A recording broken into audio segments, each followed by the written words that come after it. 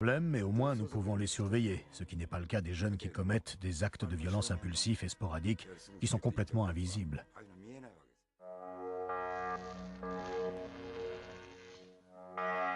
Le nombre d'actes violents commis par des adolescents augmente chaque année au Japon. Les Japonais ne comprennent pas pourquoi cela se produit dans leur pays, alors que dans l'ensemble, le taux de criminalité reste plus faible au Japon qu'en Europe ou aux États-Unis. En mai 2000, un jeune de 17 ans prend un bus en otage. Pendant 15 heures, la télévision japonaise retransmet en direct la course-poursuite entre la police et le bus. Dans le bus, il avait un énorme couteau. Il a sorti son couteau et il a dit « Je prends le bus en otage ».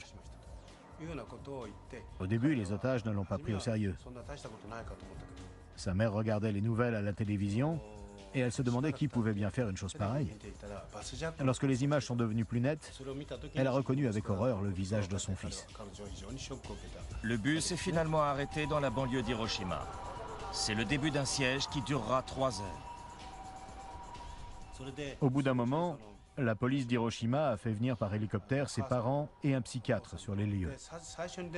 Le docteur est le premier à essayer de lui parler à travers la fenêtre, mais cela le rend furieux. Ensuite, ses parents prennent le relais. Sa mère pleurait et elle lui a hurlé qu'elle voulait qu'il arrête, mais rien n'y faisait. Les journalistes annoncent que l'adolescent a déjà poignardé 3 passagers. Les autres passagers ont commencé à avoir peur quand il a reniflé le sang sur le couteau et qu'il a pris des photos de ses victimes.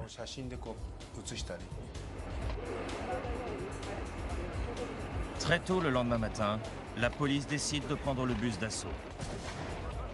Une femme est retrouvée morte après avoir reçu plusieurs coups de couteau. Le tueur n'a aucun casier judiciaire. Apparemment, c'est sa vie à l'école qui l'aurait déstabilisé. Il a écrit dans son journal « Si je ne peux pas réussir de façon conventionnelle, je peux au moins réussir dans le monde criminel ». C'était un solitaire qui avait échoué à l'examen d'entrée au lycée. Il n'est plus allé en cours et il a commencé à déprimer. Il est devenu de plus en plus introverti à la maison. Et il passait ses journées à jouer aux jeux vidéo dans sa chambre.